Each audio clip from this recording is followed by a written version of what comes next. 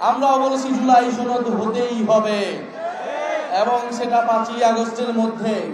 দুর্নীতি, চাঁদাবাজ, সন্ত্রাসের বিরুদ্ধে সামাজিক আন্দোলন গড়ে তুলুন। ইনকিলাব ইনকিলাব, মুজিববাদ মুজিববাদ। এই ময়মনসিংহ 41 জন শহীদের জেলা।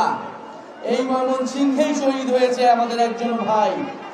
এই ময়মনসিংহে কোনো কর্মসংস্থানের ব্যবস্থা নাই, ফলে ময়মনসিংহের আমাদের ভাইয়েরা যায় উত্তরা, ভাইয়েরা যায় গাজীপুরে গার্মেন্টসে কাজ করতে।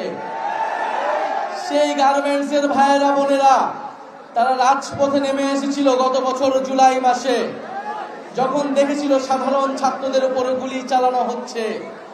ন্যায্য অধিকারের জন্য রাস্তায় নামলে সরকার গুলি চালাচ্ছে। আমার সেই গার্মেন্টসের ভাই, আমার সেই রিকশাওয়ালা ভাই, আমার সেই পথশিশু ভাই এই গণ অভ্যুত্থানে রাজপথে নেমে জীবন দিয়েছিল। তাদের জীবন দানের বিনিময়ে আমরা এই স্বাধীন বাংলাদেশ পেয়েছি। আমরা জুলাই পদযাত্রায় নেমেছি কারণ আমরা আমাদের আকাঙ্ক্ষিত বাংলাদেশ এখনো পাইনি। আমরা কি পেয়েছি আমাদের আকাঙ্ক্ষিত বাংলাদেশ? আমরা পাইনি সে আমাদের আকাঙ্ক্ষিত বাংলাদেশ। কিন্তু ইনশাআল্লাহ আমরা বিশ্বাস করি, যদি ময়মনসিংহবাসী আমাদের পাশে থাকে, আমরা সেই দেশ অচিরেই বিনির্মাণ করতে পারবো। দেশে সংস্কার প্রক্রিয়া চলছে। ঐক্যমত কমিশন বলেছে জুলাই সনদ হবে। আমরাও বলেছি জুলাই সনদ হতেই হবে এবং সেটা 5ই আগস্টের মধ্যে। জুলাই সনদে দ্রুত সময়ের মধ্যে আমরা ঐক্যমত চাই। আমরা বলেছি নির্বাচন কমিশন সহ দুদক এবং যে পিএসসি তার নিরপেক্ষ নিয়োগের জন্য সাংবিধানিক কমিটি তৈরি করতে হবে। ফলে নিরপেক্ষ প্রশাসন আমরা প্রত্যাশা করব, নিরপেক্ষ পুলিশ, নিরপেক্ষ আদালত আমরা প্রত্যাশা করি। এই প্রাতিষ্ঠানিক সংস্কারগুলো আমাদের প্রয়োজন। ইনশাআল্লাহ আমরা 5ই আগস্টের মধ্যেই জুলাই সনদ এবং জুলাই ঘোষণাপত্র আদায় করতে পারবো।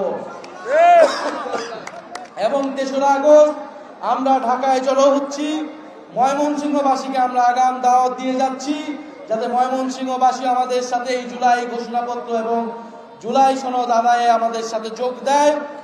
এবং জাতীয় নাগরিক পার্টির নেতা কর্মীদের উদ্দেশ্যে আমাদের আহ্বান থাকবে, আপনারা জনগণের পাশে দাঁড়ান, জনগণের সমস্যা সমাধান করুন, আপনারা সামাজিক আন্দোলন গড়ে তুলুন।